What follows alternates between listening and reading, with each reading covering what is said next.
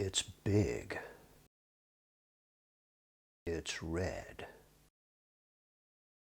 It's Russian. Hi guys and welcome. No, it's not a 1/48 scale Red October. This is something different entirely. This is the first brand new watch that I have bought for myself in a while that I wanted to do a little review on. It is the Vostok Komandirskie Red Edition. Before we get to the nitty-gritty of this, on the model front I have started building the new Tamiya R1M, which is going together really nicely in sub-assemblies. Hoping to go to the Scottish Nationals model show. So if there's anybody that happens to be heading to the Scottish National Model Show on the Sunday, which is when I'm hoping to be going to get bargains, because hopefully we want those traders to be selling things off nice and cheap because they don't want to put them in the vans and take them back to their shops or what have you. Then if you see me there, come say hi. But with that said, let's get on with this review. So we're going to go down to the bench and take a close-up look.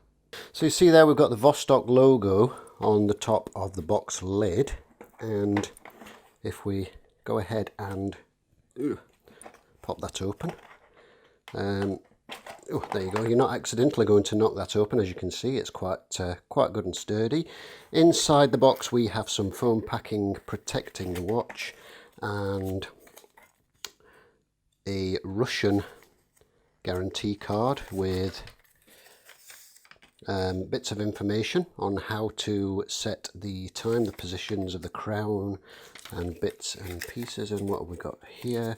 Is that the guarantee card? I'm not sure. That might be authorised service centres or something like that.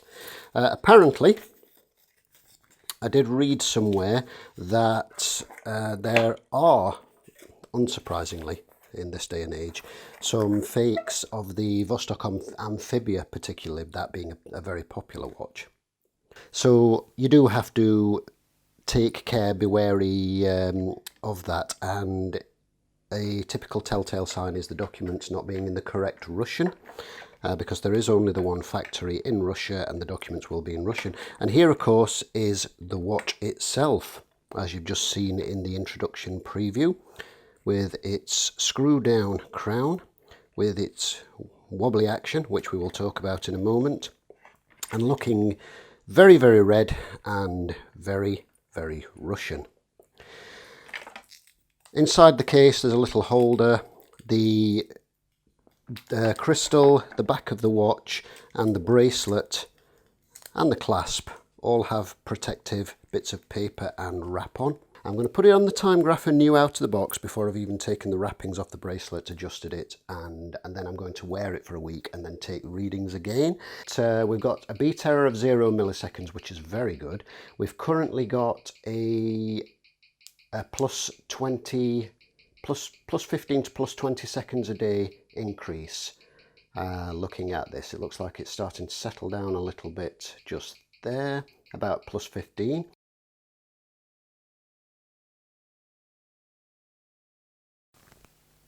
The Vostok factory is in, oh hang on, wait, this is a Russian watch. Hang on, we need to do something about this.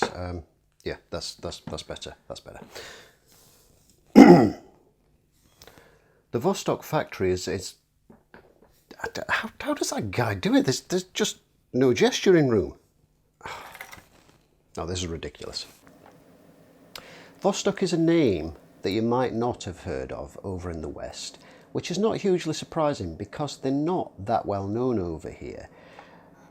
But where they are well known, they're very much appreciated. They have something of a cult following.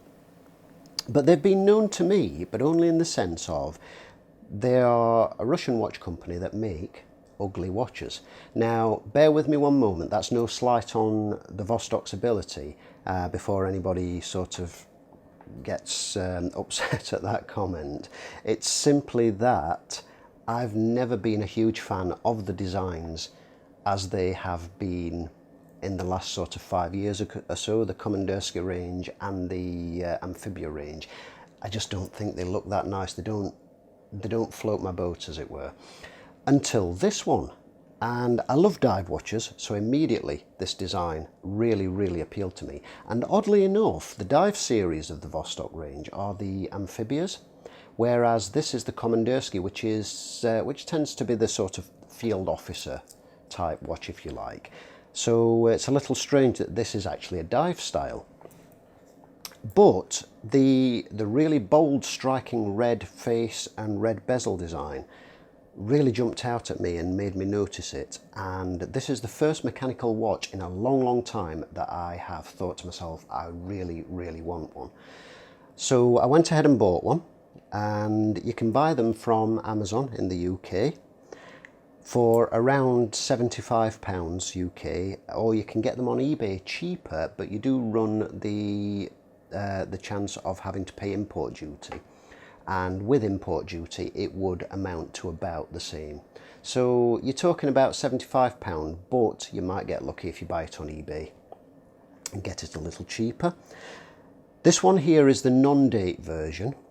They also do a date version, and they do a black, yellow and green dial and bezel version as well. The black version looks nice, but it looks just like many other sort of dive watch clones.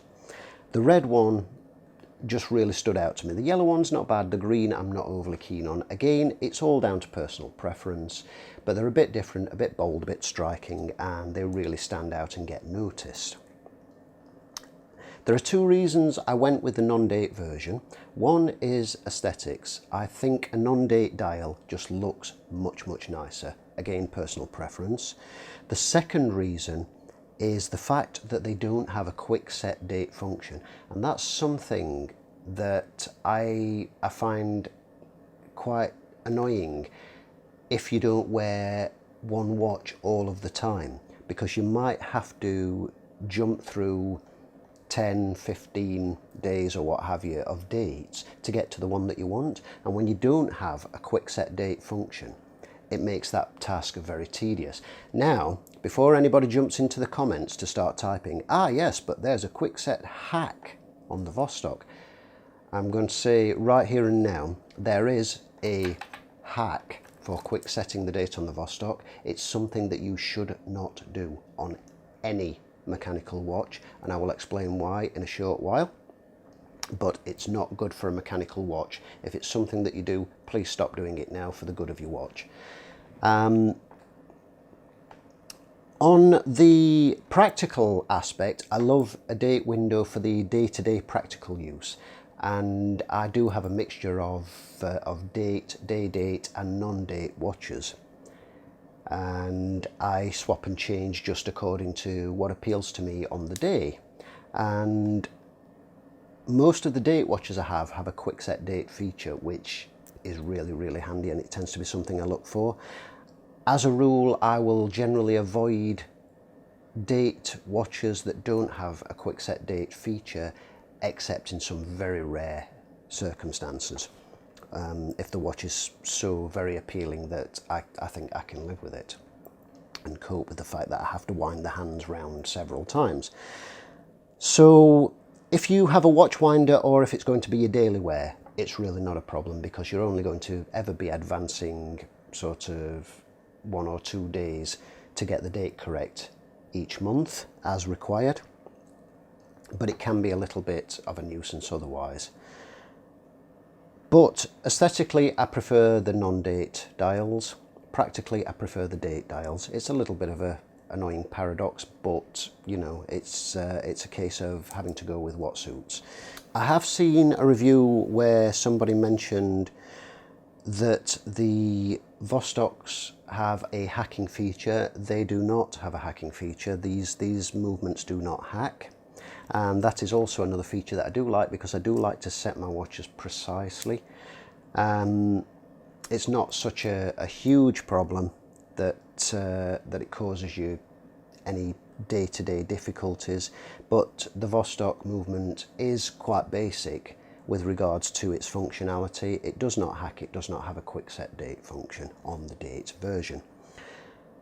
But that said, the movement is very solid, very robust. I have worn this one now for 2 weeks. I did say after the initial timegrapher test that I was going to wear it for a week and then test it. I have actually worn it for 2 weeks because I've enjoyed wearing it so much and I've enjoyed looking at it, and it has performed really, really well. It's had a good sort of shaking about in general use at work. I've been doing various bits of manual tasks where it's had a good bit of jolting around, and it's stood up incredibly well. It's been really, really comfortable in use, and this has surprised me. And I'm just going to go over the watch, the bracelet, and all the other bits and pieces. The case is stainless steel, and the reason I mentioned the comfort is these bottom edges here and here, and at the back here, they actually feel really sharp when you run your thumb pad across them or your finger pad across them, and you kind of think, ooh, that feels a bit sharp and a bit, you know, I can see that sort of grazing the skin on my wrist and getting very uncomfortable.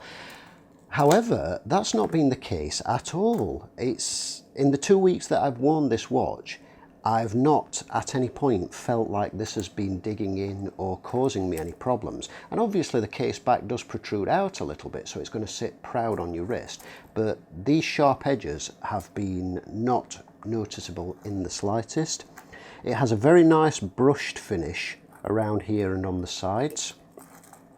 It has a bi-directional bezel with no click. So from a diving perspective, this bezel is not really useful at all because you need something that's got a positive click and is only unidirectional, so you can set it to a specific place. This is too easy to knock and move. Although in general day-to-day use, I've really not noticed it getting knocked and moved a lot. Once or twice in 2 weeks, but nothing particularly noticeable, but I certainly wouldn't trust it from a diving point of view.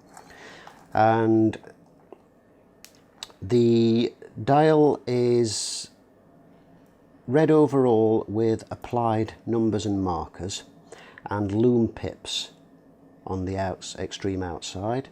The hands are a really nice design with an arrow design hand and a sword type minute hand, and a white seconds hand with a tiny loom pip at the end. These are all loomed. There are 2 loom pips denoting the 12 o'clock position at the top there. We have obviously the Russian for 31 jewels or 31 rubies down here, and Komandirskie up at the top there, and then some Russian writing at the bottom, possibly made in Russia. I don't speak Russian, so I'm afraid I don't know, but if anybody does, I'll get a close-up on the dial shortly, and if anybody does know what that says, then please drop the translation into the comments below. And the bezel is red with an acrylic covering. It's a little unusual, this, because you normally either see a printed aluminium ring or a ceramic type ring. This is, I don't know what the red part is itself, but it has what appears to be an acrylic covering, which is standing up to use quite well, and obviously is going to protect the numbering and such underneath. The crystal is hesselite, lucite, acrylic, whatever you want to call it, but essentially PMMA. And the case back and sealing ring is stainless steel, as is the bracelet. The bracelet itself, I think, is really, really nice and has brushed outer links and polished inner links. Normally, I'm not a big fan of the two-tone thing, but that's usually because it's two-tone sort of silver and gold, and I hate gold and blinginess on watches. It's just, I don't know, there's just something tacky about it. To me, I just don't like it.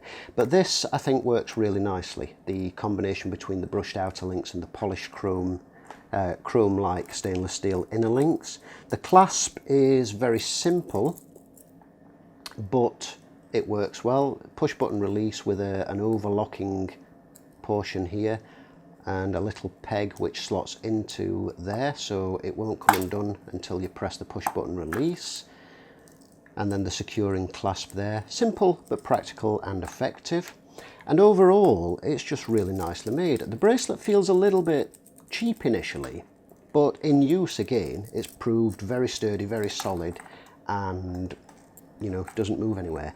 One little niggle I do have is that it leaves a gap at the top and bottom. And with regards to looks, that bugs me a little. But with regards to practicality, that does mean that this will be very, very easy to clean. You'll be able to get a cotton bud in there with a little bit of isopropyl alcohol or whatever and clean it out when it does get grabby, as it will, as all steel bracelets do. When you wear a watch day in, day out, you go out to work, you sweat, you get grime and muck building up on the inside and the back. It happens, and that's just a fact. So it does mean that will be easier to clean. I have at times in the past when I've taken my watches apart or other watches apart to clean them, as I do with all the sort of older vintage ones, when I get them, especially if you buy things from car boots and the like. I have taken them apart, and you would be amazed and thoroughly disgusted at the amount of minging crud that you get at the top and bottom of the case where the bracelet links connect. Really, really gross.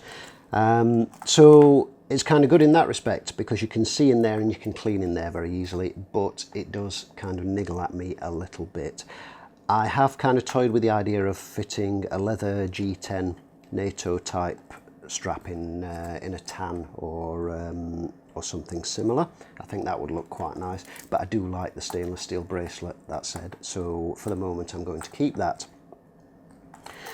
And on the case back, although you can't see it exceptionally well just at the moment, there is a stingray or a marlin or some kind of aquatic creature, and some more Russian script, which again I can't read because I don't speak Russian, but I'm going to undo the bracelet in just a moment and we'll have a closer look at that. And I'm also going to take the case back off so we can take a look at the movement and the very, very clever case back design. I'm just going to talk a little bit about the crown before we get onto that. It has a screw down crown with rubber seals, as most dive watches you encounter will have. And then when you unscrew it, it sort of looks like it's going to fall off. It wobbles about. And it's the kind of thing that, had I not read about these beforehand and been aware of them, I would have thought there was maybe something wrong with it. But this is actually a clutch system that disengages, and it's apparently a safety feature. In case this gets knocked while it's unscrewed, it minimises the risk of damage to the movement inside there. So what you have to do is pull it very slightly, and then it allows you to wind it, and then you can pull out the hand and set the time or the date. I'm just going to make a point of noticing the date.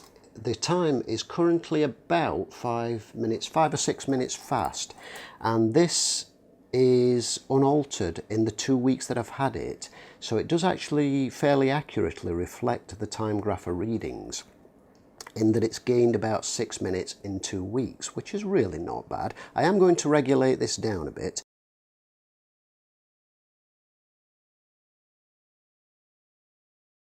The quick set date hack.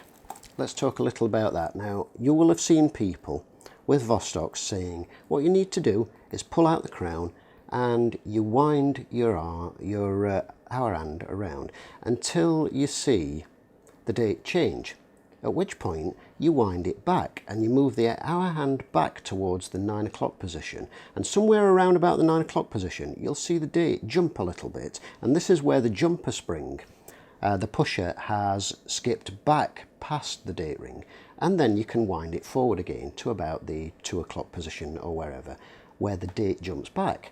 Now, this seems like a great idea, but this is actually bad practice in mechanical watches, and this applies to any mechanical watch, because you run the risk of damaging the gear train and the escapement mechanism inside.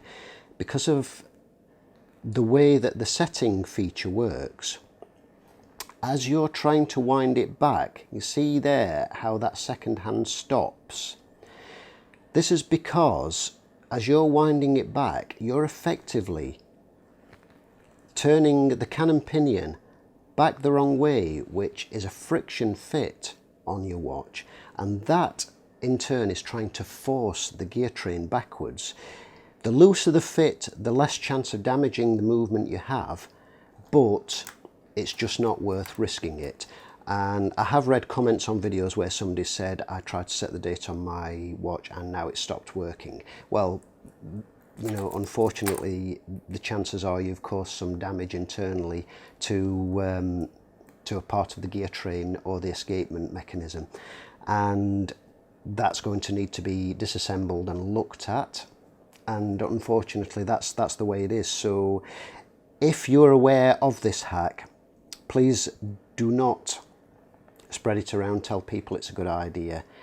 Don't do it. It's not a good idea. The only way to do it sensibly, without risking any damage to your watch, is tedious, but it's just to sit there and do this and move it in a forward position.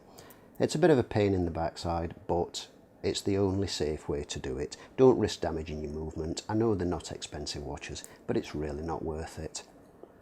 Right, so that's the watch, and that's an overview of it. The crystal, although it's hard to see here, has actually picked up a couple of scratches in general use throughout the 2 weeks that I've been wearing it, which is not surprising because that's what happens with acrylic crystals. Mineral crystals and sapphire crystals are obviously much harder, but acrylic crystals do pick up scratches easier, but at the same time they can be polished out. You can buy a product called Polywatch, or you can use any kind of fine polishing compound. You can even try and use something like Brasso, but you do have to be careful that you don't use something, the Brasso wool that is. Do make sure that you don't use anything too abrasive, because you'll just scratch up and cloud the crystal even more. So that's normal. A few minute scratches. You do just have to be a little bit more careful with acrylic or PMMA crystals. What I'm going to do now is we're going to unfasten the bracelet. I'm just going to pop the clips off here, and we're going to open this out and have a closer look at the case back, and then I'm going to undo the case back so I can show you the very clever method of sealing the case back. Most screw down case backs are a full single solid piece with screw threads on the outside and indentations or some means of inserting a tool to tighten and untighten them. Now, while this works on the same principle, it's actually made up of two parts. You've got slots top and bottom of the watch case which locate this portion, which is a drop-in located in the tabs and seals against a thick, wide, flat rubber washer. And then this securing ring is actually a separate part. And what this means is that you're not putting any shear forces on the washer as you tighten down the case back. And this is why when you open up a dive watch or any kind of waterproof watch which has an O-ring type seal, you're supposed to fit a brand new seal and grease it with silicone grease every time you open and reseal it to ensure that it retains its waterproof ability. And while they're not expensive, because they're not at all, it's a bit of a nuisance if, for example, you're doing your own servicing, you just don't happen to have any in, and then you might like to go swimming while wearing your watch or something similar. So it's kind of nice to know that you've got a big, thick, flat rubber washer which works on the case back being pressed against it, so there's no shearing forces, there's no risk of tearing it as you're screwing the case back on. And this is where this design is quite clever. And the greater the pressure, the harder this case back is pushed against that washer, making it seal. And the same is true of the crystal. Because it's an acrylic crystal and it's slightly curved out where it fits into the case, the greater the pressure, the more it presses down on the crystal and the further it actually opens out, making a tighter seal. Now, there's a lot of stories about on groups and such and speculation that this was a design feature that came about because the Russians did not want to pay for the copyright for the Swiss design and all this kind of thing. I don't personally think that's true myself. I don't know for certain, but I mean, the Japanese use the same design as the Swiss design. All the Seikos and what have you with screw down case back with either a round or a flat O-ring. So I don't think that's the case at all. I think it's merely a case of thinking of how to achieve the same result, but in a cheaper fashion, which is something that the Russians have done a lot and are actually very good at. I mean, take cameras for example. The little skit I did earlier, which was sort of loosely based on the watchfinder videos that I quite enjoy. You'll notice I had a Zenit camera on the bench there, and they are a prime example. They're very, very rugged, but they're very simple with regards to the design of them in comparison to Japanese cameras of the same time period. But they do the same job, they perform excellently.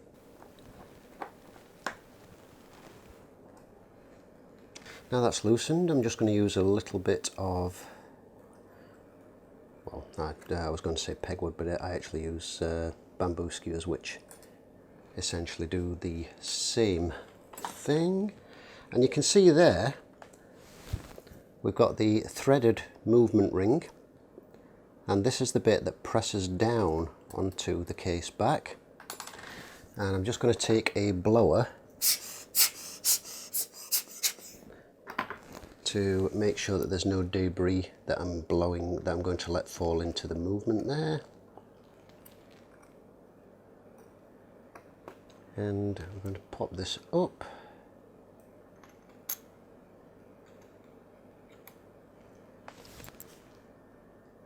And there we see an incredibly pretty movement, I've got to say. Now this is as I mentioned, the thick, wide, flat rubber gasket.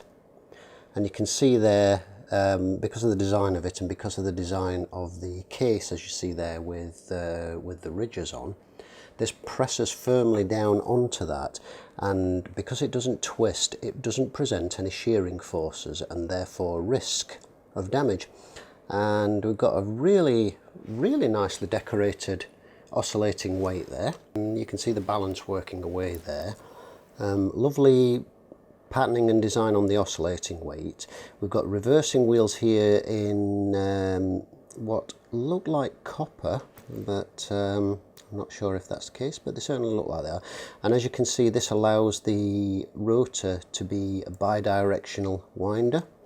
Some automatic watches only wind in one direction, unidirectional, such as this one that's on my wrist at the moment is a unidirectional winder. This one utilises reversing wheels like you would see in many other watches. And yeah, very, very nice looking movement indeed. What I'm going to do before I regulate anything is actually put the watch back on the timegrapher, and we're going to have a look at the results after a 2-week period, comparing them to the ones that you saw earlier from brand new. That's just giving you an idea of how the case back works, how it fastens and unfastens, and you can see what a clever design that is, and this is a design they've been using for years. Incidentally, Vostok were founded in 1942, but during the war years they didn't produce watches. It was only after World War II that they were producing watches, and the Vostok name brand itself wasn't used until the 1960s, and speculation is that the Vostok brand was named after the Vostok space program. And 1965 was the year that the first model of the Komandirskie was created. So thank you Wikipedia for that one. Right, so we're going to go over to the timegrapher and we're going to take a look at the readings compared to the readings that we saw at the start of the video. So dial up We still have an excellent beat error, 0.1 milliseconds, and we're looking at plus 20 seconds a day.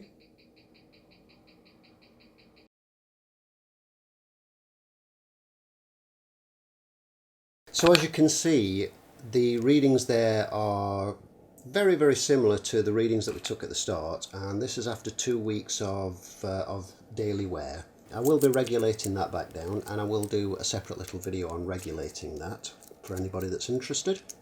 But that pretty much covers my review of the big red Vostok Komandirskie. So quite a long review, but quite a bit to go over there, but that pretty much wraps it up. So I hope you found this useful, especially anybody that's interested in looking for one. Thank you for watching.